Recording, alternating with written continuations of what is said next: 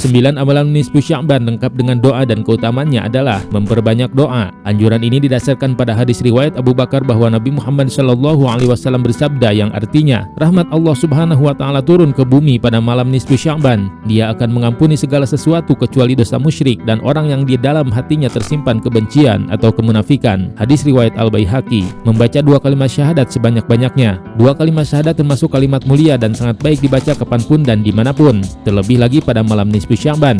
Said Muhammad bin Alwi dalam kitab Itminanul Qulub Bizikri Alamil Ghuyub mengatakan, seyogyanya seorang muslim mengisi waktu yang penuh berkah dan keutamaan dengan memperbanyak membaca 2 kalimat syahadat, La ilaha illallah Muhammadur Rasulullah, khususnya bulan Sya'ban dan malam pertengahannya. Memperbanyak istighfar. Tidak ada satupun manusia yang bersih dari dosa dan salah. Namun, meski manusia berdosa, Allah Subhanahu wa taala senantiasa membuka pintu ampunan kepada siapapun. Oleh karena itu, meminta ampunan, istighfar sangat dianjurkan, terlebih lagi di malam nisfu Sya'ban. Said Muhammad bin Alwi dalam Itminanul Qulub memaparkan, istighfar merupakan amalan utama yang harus dibiasakan orang Islam, terutama pada waktu yang memiliki keutamaan seperti Sya'ban dan malam pertengahannya. Istighfar dapat memudahkan rezeki, sebagaimana dijelaskan dalam Al-Quran dan hadis. Pada bulan Sya'ban pula dosa diampuni, kesulitan dimudahkan, dan kesedihan dihilangkan. Puasa pada malam nisfu Sya'ban biasanya dilaksanakan pada Ayyamul Bid. Puasa Ayyamul Bid adalah puasa yang dikerjakan pada pertengahan bulan, yaitu pada hari ke-13, 14, dan 15 Hijriah tiap bulannya, kecuali bulan Ramadan. Nabi Muhammad SAW berpesan kepada umatnya untuk tidak melewatkan nisfu Sya'ban ini.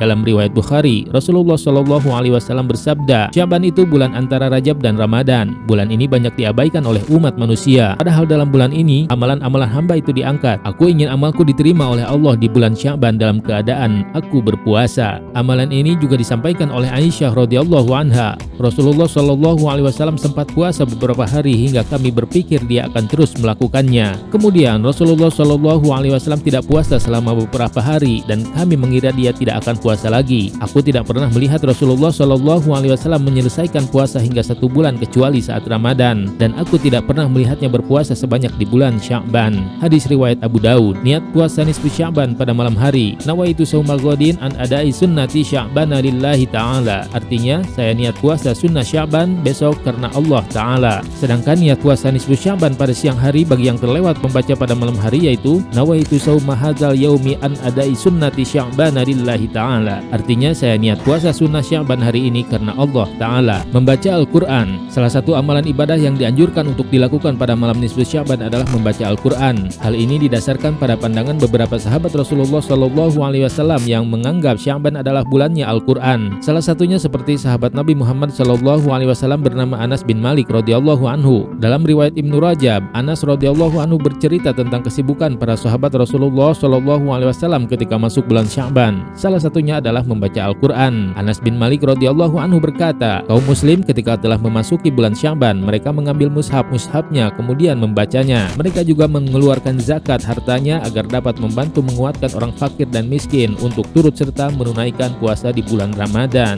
Membaca surat Yasin 3 kali. Membaca surat Yasin sebanyak 3 kali dianjurkan dilakukan setelah sholat maghrib dan berdoa setelahnya. Bacaan pertama diniatkan supaya Allah Subhanahu wa taala memberikan panjang umur, dan bacaan kedua diniatkan supaya dijauhkan dari segala bala dan diberi rizki halal yang banyak. Kemudian bacaan ketiga diniatkan agar hidupnya tidak tergantung kepada orang lain dan diberikan husnul khatimah. Memperbanyak zikir. Zikir merupakan salah satu amalan yang bisa kamu lakukan saat malam nisfu Sya'ban. Memperbanyak zikir saat malam nisfu Sya'ban tentunya akan memperbanyak pahala. Said Muhammad bin Alwi menjelaskan, seyogyanya seorang muslim mengisi waktu yang penuh berkah dan keutamaan dengan memperbanyak membaca 2 kalimat syahadat, La ilaha illallah Muhammadur Rasulullah, khususnya bulan Sya'ban dan malam pertengahannya. Salat malam. Melaksanakan salat sunnah malam di malam nisfu Sya'ban merupakan salah satu amalan di bulan Sya'ban yang tidak boleh dilewatkan. Anjuran ini berdasarkan hadis riwayat Al-Baihaqi dari Ala bin Haris yang artinya, Sayyidah Aisyah berkisah, suatu malam Nabi SAW sholat, kemudian beliau bersujud panjang sehingga aku menyangka bahwa Nabi SAW telah diambil. Karena curiga maka aku berdiri dan aku gerakan telunjuk beliau dan ternyata masih bergerak. Setelah Nabi SAW selesai salat, beliau berkata, "Hai Aisyah, apakah engkau menduga Nabi Shallallahu Alaihi Wasallam tidak memperhatikanmu?" Lalu aku menjawab, "Tidak ya Rasulullah, aku hanya berpikiran yang tidak-tidak, menyangka Nabi Shallallahu Alaihi Wasallam telah tiada